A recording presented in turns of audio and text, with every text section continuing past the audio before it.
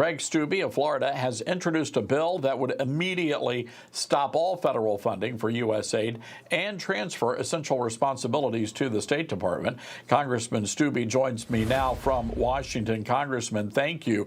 And on behalf of the American taxpayers, thank you for this very important and common sense legislation.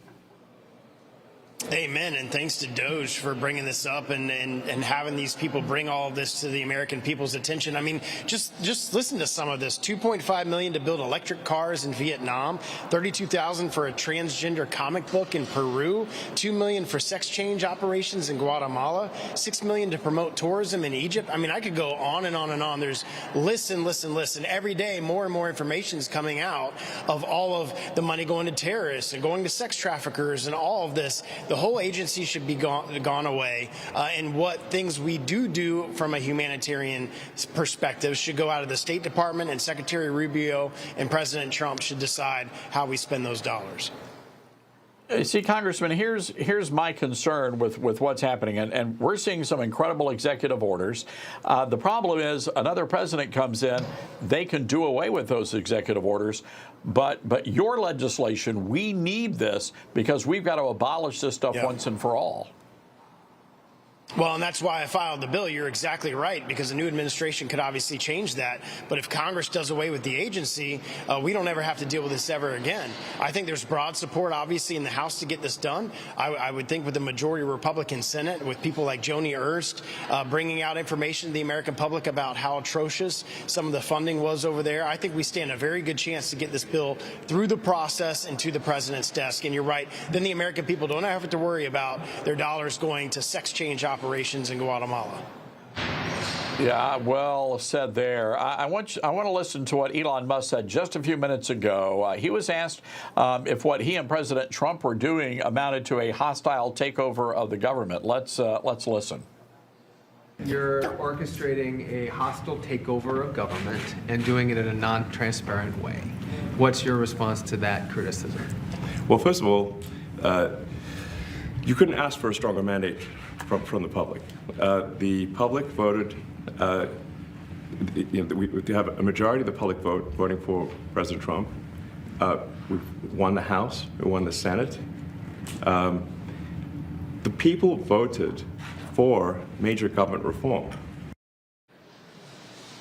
You know, Congressman, I wouldn't call it a hostile takeover. I would call it a rather friendly and forceful take back of the American government. Yeah, I would talk about it as a mandate from the American people to do this type of work. We won the House, we won the Senate. President Trump won every swing state. He won the popular vote because of things like this, because the progressive left and the Biden administration went so far to the left that the American people didn't recognize their country anymore. And thank God for President Trump and Elon Musk and the leadership in the House and the Senate that we can actually bring some common sense back to Washington. Democrats are saying that your plans to cut off USAID puts lives in danger. A lot of these religious groups are pushing back. Congressman, my take on it is this. You know, if you're a Catholic, if you're a Protestant, and you want to help the illegals, great, use your own tithes and offerings. Why do you have to use my tax dollars? Yeah, the church's responsibility is who they feel appropriate, and they can spend their dollars on that. It's not required. Jesus never talked about in the scriptures that the Roman Empire was supposed to give money to the various causes of the Jewish people. And if the church wants to do that, they can knock themselves out. But that is not what we should be doing as the stewards of America's taxpayer dollars. We are $36 trillion in debt. We are running a $2.5 to $3.5 trillion deficit. We shouldn't be spending millions of dollars to give to terrorists, sex traffickers, sex change operations in Guatemala, and we can go on and on and on. The American people spoke boldly on Election Day, and it's time for change in Washington. Congressman, I know you're a military veteran. You served our country honorably.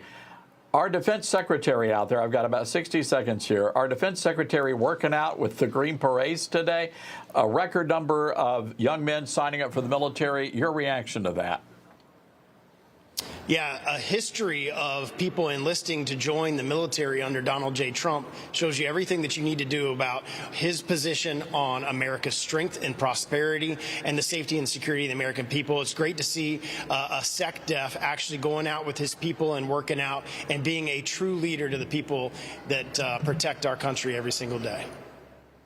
No doubt about it. It's a great day to be an American, I'll tell you that much. Congressman Greg Steube, thank you for the great work you're doing up on Capitol Hill. Anytime. Thanks for having me.